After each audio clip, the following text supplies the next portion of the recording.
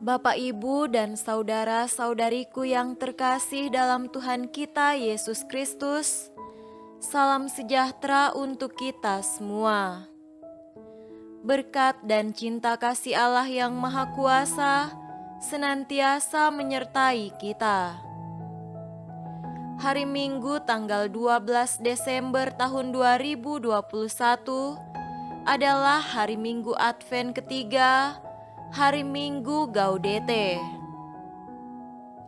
Marilah kita mendengarkan dan merenungkan bacaan-bacaan kitab suci. Bacaan pertama dari Nubuat Zefanya, pasal 3, ayat 14 sampai 18a. Bersorak-sorailah, hai putri Sion, bertempik soraklah, hai Israel. Bersukacitalah dan beria-rialah dengan segenap hati, hai putri Yerusalem. Tuhan telah menyingkirkan hukuman yang jatuh atasmu, telah menebas binasa musuhmu. Raja Israel, yakni Tuhan, ada di antaramu. Engkau tidak akan takut kepada malapetaka lagi. Pada hari itu akan dikatakan kepada Yerusalem, janganlah takut, hai Sion. Janganlah tanganmu menjadi lemah lesu. Tuhan Allahmu ada di antaramu sebagai pahlawan yang memberi kemenangan. Ia bergirang karena engkau dengan sukacita, ia membaharui engkau dalam kasih-Nya. Ia bersorak-sorak karena engkau dengan sorak-sorai, seperti pada hari pertemuan raya. Demikianlah sabda Tuhan. Syukur kepada Allah.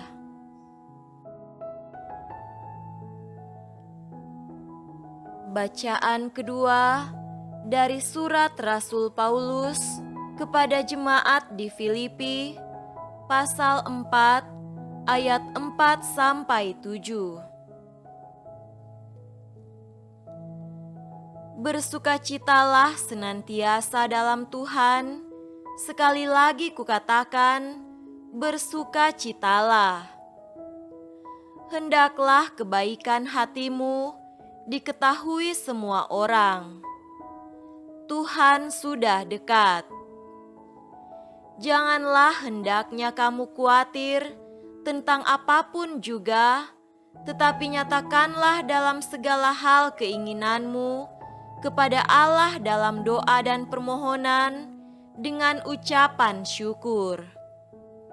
Damai sejahtera Allah yang melampaui segala akal akan memelihara hati dan pikiranmu dalam Kristus Yesus.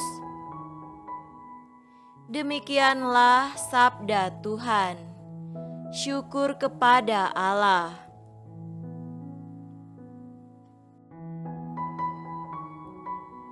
Tuhan beserta kita sekarang dan selama-lamanya. Inilah Injil suci menurut Lukas. Dimuliakanlah Tuhan.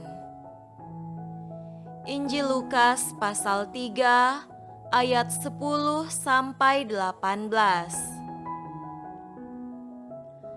Orang banyak bertanya kepadanya, "Jika demikian, apakah yang harus kami perbuat?" Jawabnya, "Barang siapa mempunyai 2 helai baju, hendaklah ia membaginya dengan yang tidak punya, dan barang siapa mempunyai makanan, hendaklah ia berbuat juga demikian." Ada datang juga pemungut-pemungut cukai untuk dibaptis dan mereka bertanya kepadanya, "Guru, apakah yang harus kami perbuat?" Jawabnya, "Jangan menagih lebih banyak daripada yang telah ditentukan bagimu." Dan prajurit-prajurit bertanya juga kepadanya, "Dan kami, apakah yang harus kami perbuat?" Jawab Yohanes kepada mereka, "Jangan merampas dan jangan memeras, dan cukupkanlah dirimu dengan gajimu." Tetapi karena orang banyak sedang menanti dan berharap, dan semuanya bertanya dalam hatinya tentang Yohanes, kalau ia adalah Mesias, Yohanes menjawab dan berkata kepada semua orang itu, "Aku membaptis kamu dengan air, tetapi Ia yang lebih berkuasa daripadaku akan datang dan membuka tali kasutnya pun aku tidak layak. Ia akan membaptis kamu dengan Roh Kudus dan dengan api. Alat penampi sudah di tangannya untuk membersihkan tempat pengirikannya dan untuk mengumpulkan gandumnya ke dalam lumbungnya, tetapi debu jerami itu akan dibakarnya dalam api yang tidak terpadamkan." Dengan banyak nasihat lain, Yohanes memberitakan Injil kepada orang banyak. Demikianlah sabda Tuhan. Terpujilah Kristus.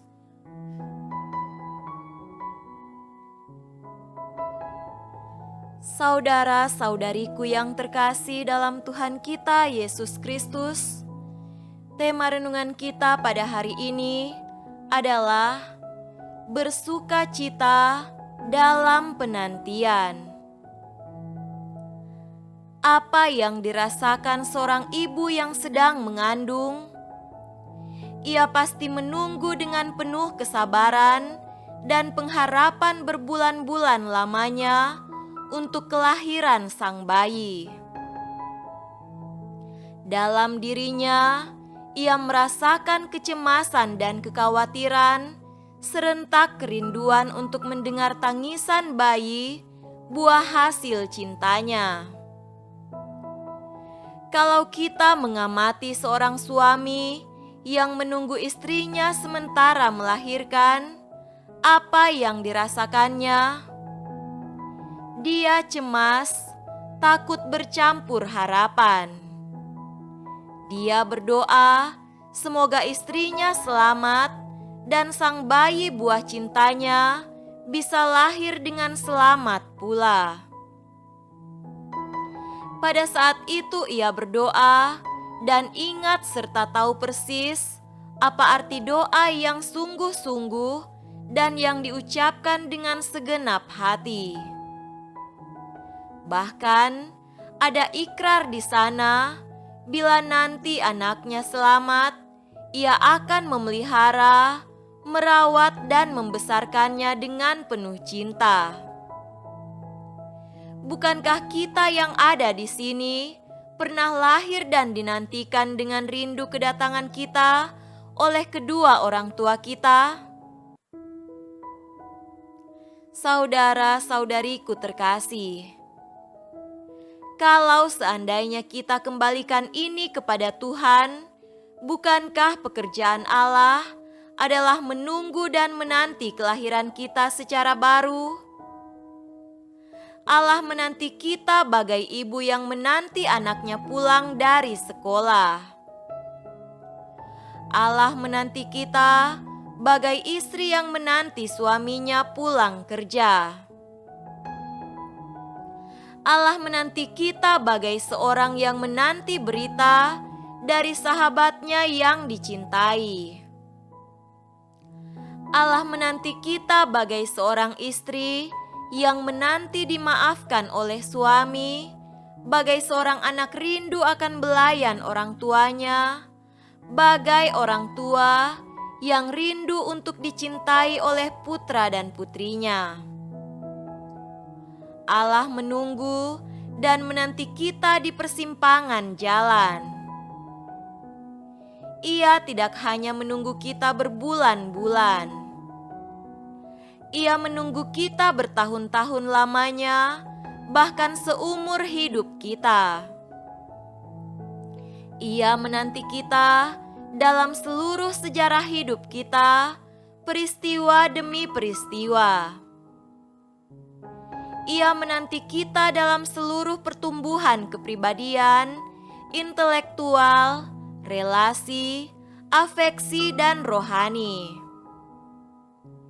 Ia menanti kita dengan penuh harap cemas, cinta, dan kasih, bagai gembala mencari domba yang hilang, agar kita lahir kembali. Ya, lahir secara baru.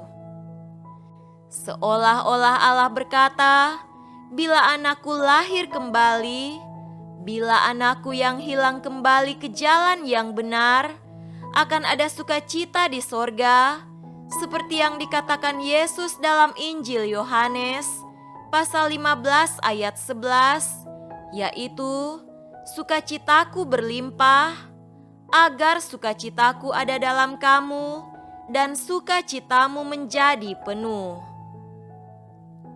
Bila kita kembali kepadanya, sabda Yesus, "Dukacitamu akan kuganti dengan sukacita, dan supaya sukacitaku ada dalam kamu." Masa Advent adalah masa menunggu dan menanti. Dan yang kita nantikan adalah kedatangan Sang Putra yang menjadi kerinduan, dambaan, dan harapan kita. Berpadu dengan harapan Maria dan Yosef yang mempersiapkan kedatangan Juru Selamat. Apa yang kita perlu perbuat dalam menunggu ini? Dalam Injil Lukas, orang banyak bertanya kepada Yohanes, "Apa yang harus kami lakukan?" Jawab Yohanes, "Barang siapa mempunyai 2 helai baju, hendaknya ia membaginya dengan yang tak punya. Barang siapa mempunyai makanan, hendaknya ia berbuat juga demikian." Yohanes adalah seorang tokoh yang menyediakan jalan bagi kita semua untuk berjumpa dengan Yesus karena ia menyerukan pertobatan. Isi dari pertobatan itu adalah keadilan, cinta kasih, membagi miliknya, pakaian, dan makanan. Yohanes adalah orang yang tidak setuju dengan kecurangan, ketidakjujuran, dan bercabang lidah. Yohanes ingin melawan kecurangan, melawan pemerasan dan perampasan para prajurit. Dan inilah yang justru diwartakan kepada kita sekarang ini, karena untuk kita juga jalan telah dipersiapkannya untuk berjumpa dengan Tuhan. Yohanes adalah seorang nabi yang tak tergoyahkan, hidup keras, dan berpakaian kasar. Ia adalah Elia baru yang berseru di padang gurun. Yohanes mewartakan pertobatan, dan pertobatan itu adalah pembebasan dari dosa. Ia mempermandikan, karena permandian membebaskan orang dari dosa dan menghadirkan rahmat Allah. Allah yang akan membaptis kita bukan dengan air, tetapi dengan Roh Kudus dan api yang membakar segala kelalaian dan dosa. Itu adalah pembaptisan yang berulang-ulang terjadi setiap kali manusia bertobat. Ada selalu permandian dalam roh, kalau dalam diri kita terjadi kelahiran baru, setiap terjadi pembaharuan hidup, setiap terjadi rasa cinta dan rindu akan Allah. Bagaimana bisa terjadi? Itu bisa terjadi dalam diri suami yang acuh tak acuh dengan istri, lalu mulai mencintai istri dengan segenap hati. Itu bisa terjadi pada seorang istri yang dulunya jengkel dengan suami, bosan, tetapi sekarang menerima apa adanya dengan kekurangannya, sebagaimana seseorang yang dicintainya dahulu. Hal itu bisa terjadi pada seorang anak yang kembali mencintai orang tuanya setelah sekian lama lari menjauh. Hal itu bisa terjadi pada seorang yang dulu selalu curiga dan berprasangka, sekarang menaruh cinta. Itu bisa terjadi pada seseorang yang dulunya takut dengan hidupnya, sekarang berani mempercayakan hidup hanya kepada Yesus. Itu bisa terjadi pada orang yang dulunya tak memedulikan Tuhan, sekarang mempercayakan hidupnya kepada Tuhan. Itu bisa terjadi pada orang yang dulunya diliputi dosa dan kejahatan, sekarang menjalani hidup yang benar di hadapan Tuhan dan sesama. Pertobatan itu konkret, sekongkret suara Yohanes yang menyerukan pertobatan, sekongkret Yesus yang lahir untuk kita yang kita nantikan. Janganlah takut untuk bertobat. Allah selalu menanti kita di setiap titik tapak jalan yang kita lalui. Saudara-saudariku terkasih, jadikan pekan ketiga masa Advent ini sungguh-sungguh sebagai pekan Gaudete, pekan yang berisikan sukacita, bukan karena hal-hal duniawi, melainkan karena buah keindahan rohani, mengukir hati dan kepribadian kita, yakni pembaruan hidup di dalam Tuhan. Pembaruan diri dalam pertobatan sungguh menghadirkan kegembiraan di surga, karena Allah yang membarui engkau dalam kasih-Nya, dan Ia bersorak gembira karena engkau, seperti pada hari pertemuan raya. Di sisi lain, dengan pembaruan diri itu, kita pun akan bersukacita dalam Tuhan. Maka, kita tidak perlu khawatir, malah mampu mengucap syukur dalam doa dan permohonan, karena Allah yang melampaui segala akal akan memelihara hati dan pikiranmu di dalam Yesus Kristus. Semoga demikian. Amin.